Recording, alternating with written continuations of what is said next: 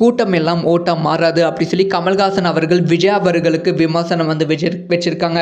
அதாவது விஜய் அவர்கள் வந்து எந்த இடத்துக்கு போனாலும் அந்த இடத்துல பயங்கரமான கூட்டம் வந்து வருகிறது. முக்கியமாக மாநாடு நடத்தினாலும் 10-20 லட்சம் மக்கள் வந்து கூடுகிறார்கள். விஜய் அவர்கள் 234 தொகுதியும் பிரச்சாரத்துக்கு வந்து சென்றாலும் 50,000 30,000 40,000 மக்கள் வந்து கூடுகிறார்கள்.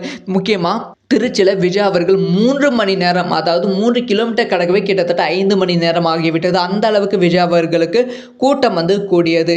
இந்த சமயத்தில் வந்து இந்த கூட்டம் எல்லாம் ஓட்டா மாறாது அப்படிங்கிற விமர்சனம் வந்து விஜய் மீது வந்து இருக்கு. நாகையில் வந்து விஜய் அவர்கள் இது ஓப்பனாகவே வந்து கேட்டுட்டாங்க. ஸோ இவ்வளோ கூட்டம் கூடி இருக்கு, இதெல்லாம் ஓட்டா மாறாதுன்னு பல பேர் சொல்றாங்களே, அதெல்லாம் உண்மையா அப்படி சொல்லி கேட்டதுக்கு இல்லை டிவிக்குன்னு எல்லாரும் வந்து கோஷம் போட்டார்கள். இந்த சமயத்தில் கமல்ஹாசன் கிட்ட இதை கேள்வியை வந்து கேட்கப்பட்டது. கூட்டம் எல்லாம் ஓட்டா மாறாது, இதுக்கு வந்து கூட்டம்லாம் ஓட்டா மாறாதா அப்படிங்கிற கேள்வி வந்து விஜய் அவர்கள் கேட்டாங்க. மக்கள் வந்து மாறும்னு சொன்னாங்க.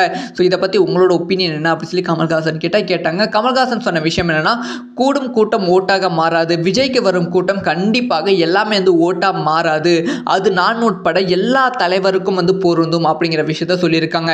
என்னை ரசிகர்கள் ஏன் தேடி வந்தார்கள் என்பதை ரசிகர்களிடம் இருந்து தான் நான் கேட்க வேண்டும். ஸோ விஜய்க்கு இதுக்கு முன்னாடி அரசியலுக்கு வந்த நான் அப்படிங்கிற விஷயத்தை வந்து கமல்ஹாசன் அவர்கள் மென்ஷன் பண்ணி வந்து சொல்லி